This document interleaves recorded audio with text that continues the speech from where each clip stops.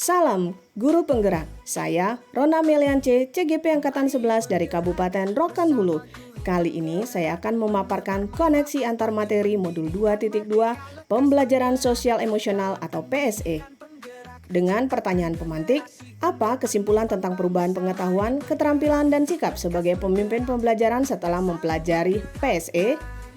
Setelah mempelajari PSE pada modul 2.2 ini, saya dapat lebih paham akan pentingnya pendekatan dalam menciptakan pembelajaran yang kondusif, inklusif, dan berpihak pada murid. Sehingga saya tidak hanya berfokus pada penyampaian materi, tapi juga mampu memahami dan mendukung aspek sosial emosional dari murid. Pertanyaan berikutnya adalah, apa kaitan pembelajaran sosial dan emosional yang telah Anda pelajari dengan modul sebelumnya? Adapun kaitan antar modul 2.2 dengan modul 1.1 yaitu salah satu prinsip pendidikan menurut KHD adalah berpusat pada murid. Dalam konteks PSE dapat dianggap sebagai implementasi nyata dari prinsip tersebut.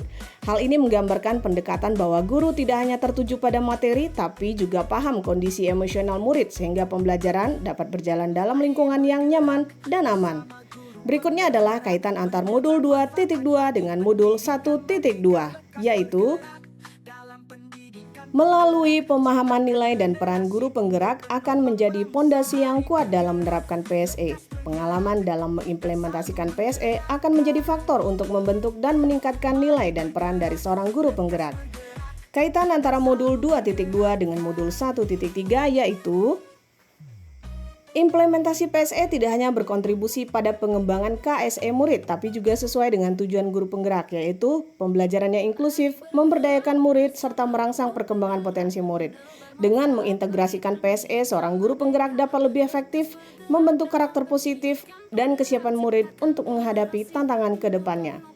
Berikutnya kaitan antar modul 2.2 dengan modul 1.4, yaitu pada modul budaya positif, maka PSE akan dapat membantu menciptakan lingkungan belajar yang mendukung melalui hubungan saling menghargai dan menghormati.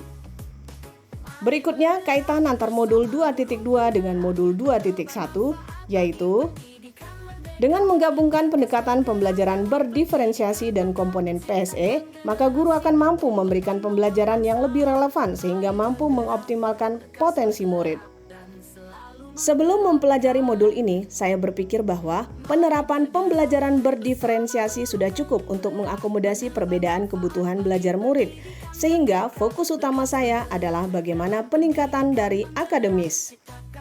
Setelah mempelajari modul ini, ternyata pembelajaran berdiferensiasi belum sepenuhnya cukup untuk mengakomodasi. Dengan kombinasi PSE dan berdiferensiasi akan mampu menciptakan kondisi yang mendukung potensi akademik untuk kesejahteraan psikologis murid. Berkaitan dengan kebutuhan belajar dan lingkungan yang aman dan nyaman untuk memfasilitasi seluruh individu di sekolah agar dapat meningkatkan kompetensi akademik maupun kesejahteraan psikologis atau well-being, terdapat 3 hal mendasar dan penting yang saya pelajari. Yang pertama, kesadaran diri dan manajemen diri dalam mengelola emosi. Yang kedua, kesadaran sosial dan keterampilan dalam berelasi agar mampu menjalin hubungan yang positif dan empati. Berikutnya yang ketiga adalah pengambilan keputusan yang bertanggung jawab untuk dapat menghadirkan lingkungan kondusif dan inklusif di sekolah.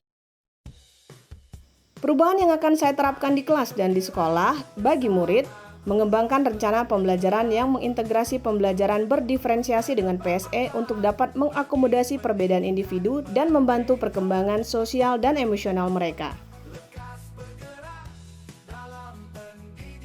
Bagi rekan sejawat, saya bertekad untuk dapat menginspirasi rekan lainnya agar dapat menerapkan pendekatan pembelajaran ini di kelas.